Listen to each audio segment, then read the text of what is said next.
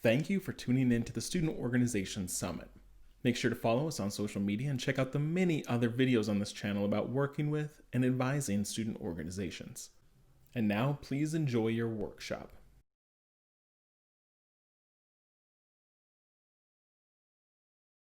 Hey there, and welcome to our video on hosting a regional student org summit, which also means hosting any sort of follow-up conversations, chats you might want to have with people. Kind of how do you move on after this? What's next? So this is going to be a short video. If you're watching this live, this is the last thing of the day, and so I know you all are really tired. If you're watching this later, just know that this will be kind of a quick, to the point video, but then you can always reach out to me. My contact info will be at the end of the video, and I can give you some advice. So let's dive in. So over the past 9 years, we've hosted 9 regional student organization summits. We started the summit here at the University of California, Riverside, and then we passed the baton to another campus that was willing to host, and then another hosted the year after. In this brief chat, we'll talk about the successes and challenges, as well as how to do something virtually if you're either still remote or if your quote-unquote region is too large. California is lucky to have so many colleges within driving distance. For a day-long conference, not every school is conveniently that close. So if you wanted to host a chat, either in person or virtually, what's your first step? The first big step is figuring out what sort of distance you're looking for. You could do your entire state or even regionally within a state like we did in Southern California. You could even do multiple states if you're all close enough. You'll want to start compiling what colleges and universities you'd want to reach out to. Today we have all sorts. So we have the largest public schools right alongside the smallest private schools. There are advantages to this, as some programs and processes work across the board. But you'll want to decide if that's what'll work best for you. Maybe it's a system-wide call, if you're part of a higher ed structure already. We here in the University of California have monthly calls, so maybe you can start something in your system if you don't already have that mechanism. But let's move forward and say that you want to reach out broadly. All colleges and universities, including community colleges, 4-year, advanced degrees, everything. You can use our directory in the schedule for today as a starting place. We might have other people that you'd want to continue talking to. So that can be the start of the list. But then you'll want to expand. If you wanted a Texas-wide conversation, you'll notice that a lot of schools in Texas might be missing. So you'd want to look up which schools are missing and then which professional staff would you want to reach out to. I can tell you from trying to create this invite list for today that some websites are horrible. You might find a school but not be able to find their clubs and orgs advisors. Maybe it gives you their names, but you can't see their email address. We got this a lot. That is not helpful at all for you. So those schools might not make the cut. So let's say that you're able to get a list. You now have every school that you're interested in talking to. I'd recommend you just pick a date and time far enough in the future.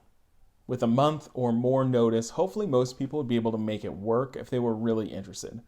So you'd email and say, here's what I'm thinking, and have an RSVP form that is also a way for them to contribute talking points, so you can start to put together a schedule. Now let's talk about the schedule, which is lumped in with the general obligations of a campus that wants to host something like this. This is outside any official organization, so the hosting campus would be completely financially responsible if there were any costs. When campuses are open, this might include paying for lunch, any printed materials, and potentially parking. In a virtual setting, there shouldn't be any cost. But the host would also decide what the day is entailing. Is it a full day or just an hour once a month? It can be anything based on the sort of response that you get from your potential collaborators. You might decide to do something like we're doing today, where you schedule workshops. Or you go the more informal route and just have discussions and talking points, especially if it's a small group. This all falls on the campus hosting. After you've done one or a few and potentially someone new is taking the lead, it's important to transition that information. Here in California, I would help one campus transition their info to the next. So I'd help secure a future site and then ask for survey results, attendance information, things like that that might be useful for the next host to have.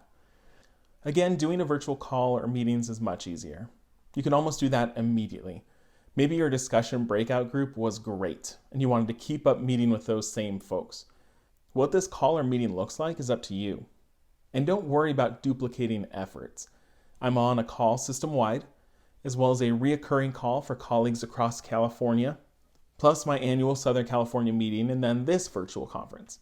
You get something different from each group. So don't worry if you want to chat with other faith-based colleges across the United States, but you also host a statewide meeting. They'll give you very different things, so they're both worth doing.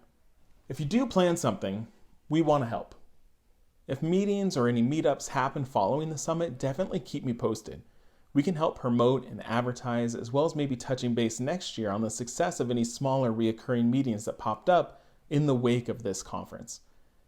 So you can either email me, it's on the screen, or let us know via the Student Org Summit Instagram or Facebook groups. So that is pretty much it. You all are professionals in student affairs and you kind of know how to plan stuff like this. But this was hopefully just a little bit of advice about how to connect with those people and really narrow the focus of what, who should you be talking to and about what. So there is no Q&A room for this, but you can contact me via email if you want to chat, or you can comment directly on this video on YouTube and I'll answer it that way. So if you have any questions, let me know. Otherwise, best of luck. And if something does happen, let us know. Thanks for attending today. I really appreciate it, and we'll see you next year.